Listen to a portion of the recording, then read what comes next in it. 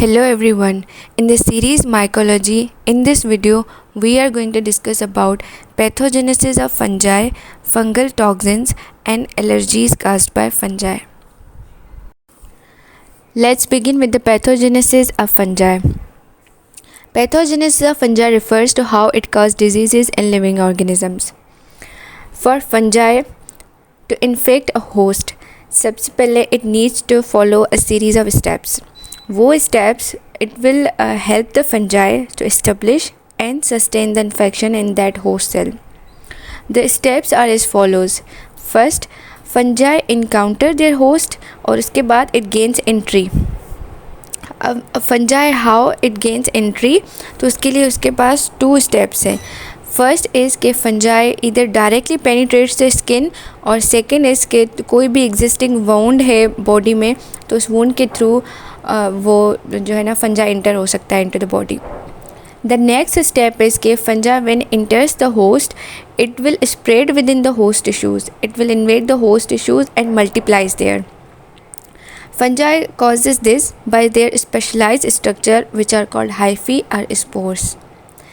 Next, fungi, as soon as the fungi gains entry and it invaded the host tissues, it multiplied there. The next step is to cause the infection. Fungi causes this by using 2 things.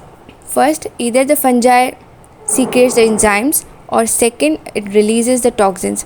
अगर fungi enzymes release कर रहा है तो it will lead to the inflammation of the tissues because the tissues will be damage and all that it will trigger the inflammation.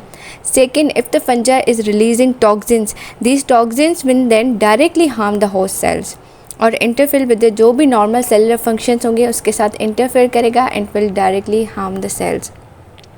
These toxins, that's why, directly contribute to the development and severity of the disease. उसके बाद फिर disease जो है ना वो ज़्यादा severity के पास progress करेगी. Next, fungi के जो inflammatory processes हैं उसमें fungi causes 2 types of inflammation. Some species of fungi causes granulomatous host defense response, मतलब granulomatous infection. और second जो है some species of fungi they causes pyogenic inflammation. When fungi causes granulomatous inflammation तो उसमें जो mainly sales होते हैं present वो मैक्रोफेजेस और हेल्पर टी सेल्स होते हैं. And the species which causes these infections are the histoplasma और coccidioides. The second inflammation, which is the pyogenic inflammation, it composed of neutrophils mainly, and this is caused by the species like Aspergillus, Mucor, Sporothrix, etc. Infection कोई भी होगा fungi का तो हम उसको detect कैसे कर सकते हैं? It can be detected by using skin test. अब स्किन टेस्ट क्या होता है कि स्किन टेस्ट के लिए हम उस ऑर्गेनिज़म का सपोज़ हम फंजाई के लिए डिटेक्ट करें तो हम उस फंजाई का एंटीजन एक्सट्रैक्ट करेंगे, एंटीजन लेंगे and then this antigen will be injected intradermally. Skin पे हम इंट्राडर्मली इंजेक्ट करके will see a delayed hypersensitivity reaction which is the type 4 hypersensitivity reaction. वो delayed hypersensitive reaction skin पर manifest कैसे होता है?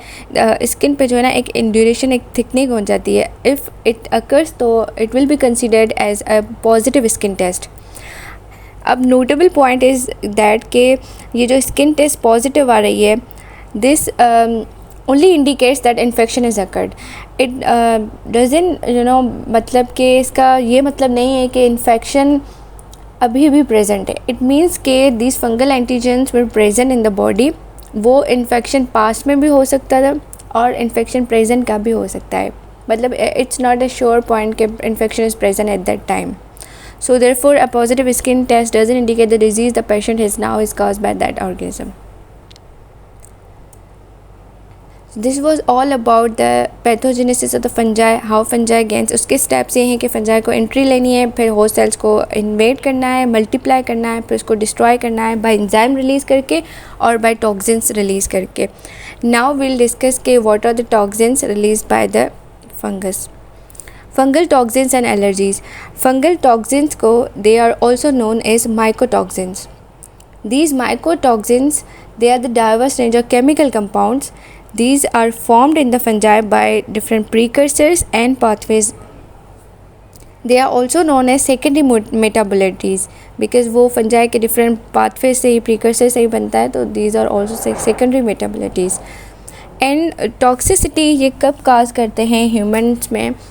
They cause toxicity when humans ingest them over relatively longer period of time. जब कोई भी human काफ़ी वक्त के लिए वो toxins ingest कर रहा है तो ultimately they will cause the toxicity. Many of the mycotoxin problem result from improper storage of food or feed products. Second is the fungal allergy. Fungal allergy is caused by the inhalation of the fungal spores. Fungal toxins होते toxins compound की वजह से दे, and fungal allergy is by inhalation of the fungal spores. The species Aspergillus fumigatus, this causes the allergic bronchopulmonary aspergillosis, and this is type 1 hypersensitivity reaction which is IgE mediated. तो fungal ये hypersensitivity cause करता है.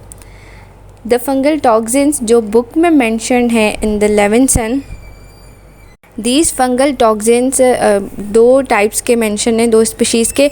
First is if the person is ingesting the toxins of Amanita mushrooms. This Amanita mushroom contain two types of toxins, amanitin and phalloidin. These causes liver necrosis. These toxin causes liver necrosis. और ये क्या करते हैं जाके, ये जो amanitin toxin है it will block the transcription process.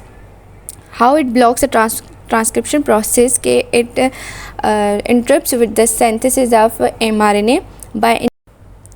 The second is ingestion of peanuts and grains contaminated with Aspergillus flavus.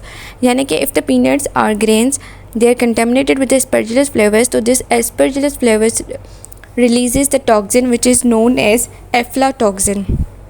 This aflatoxin causes liver cancer. How it causes liver cancer is that कि ये aflatoxin epoxide it induces a mutation in the p53 gene. p53 gene के अंदर अगर mutation हो जाएगी तो it will result in the loss of the p53 tumour suppressor protein. हमारे body के अंदर different tumour suppressor genes present होते हैं which keeps the cell inhibited, ताकि वो जो है एबनॉर्मली प्रोलिफरेट ना करे.